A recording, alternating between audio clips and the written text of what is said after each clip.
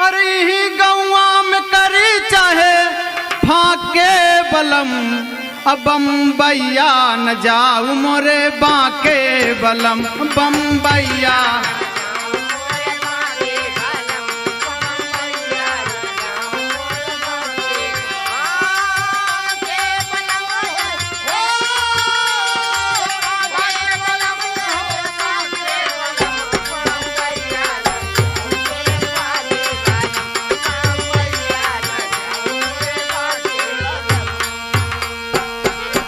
टंडिस्टर TV खबरिया सुनावे, टंडिस्टर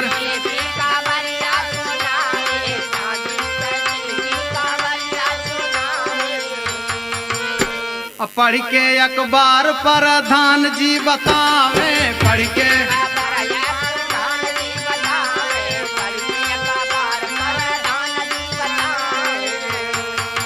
बरखा रानी कहर बन के नाचे बलम, बम्बैया न जाऊ मोरे बाके बलम, बम्बैया न जाऊ मोरे बाके बलम, बम्बैया न जाऊ मोरे बाके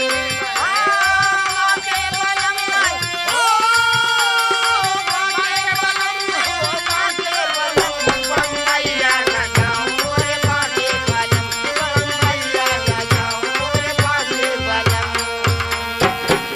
अपने दुल्हा से और का कहत बा? अरे खबर सरकारी दुई चार मरी गईले, खबर सरकारी दुई चार मरी गईले, खबर सरकारी दुई चार मरी गईले।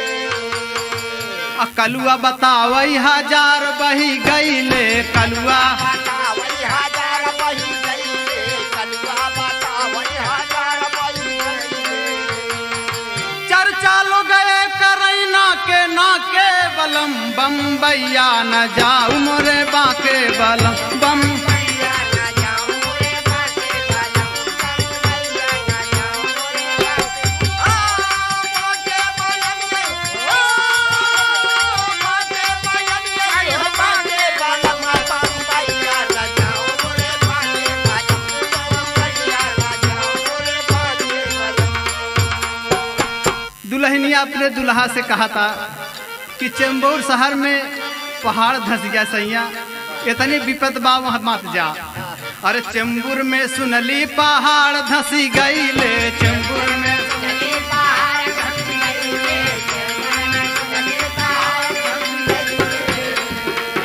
नटई भा पानी सड़किया पे भइले, नटई भा सड़किया पे भइले, नटई पे पानी सड़किया पे भइले।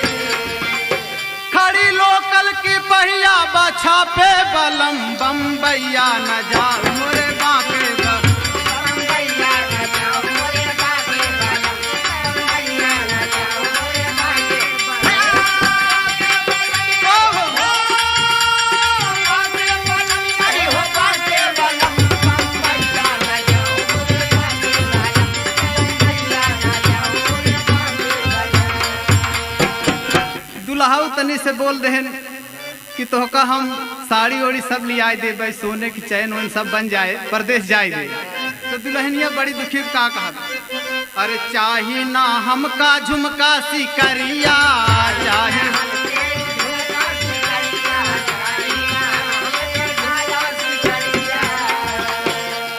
चाही ना हमका झुमका सिकरिया, चाही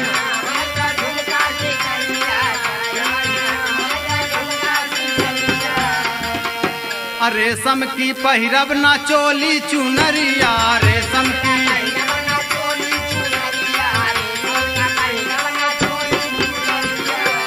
अरे सुन सुन के हाल, सुन सुन के हाल डर लागे बलम, बम्बैया न जाऊ मोरे बाके बलम, बम्बैया न जाऊ मोरे बाके बलम, बम्बैया न जाऊ मोरे बाके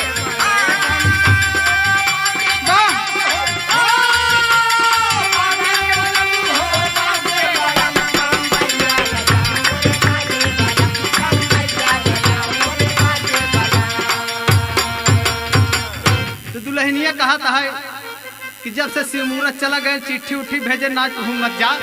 अरे कभी शिव मुहूर्त के पाती न आवत, कभी शिव मुहूर्त के पाती न आई, पाड़ा कतहूँ बिरहा बनावत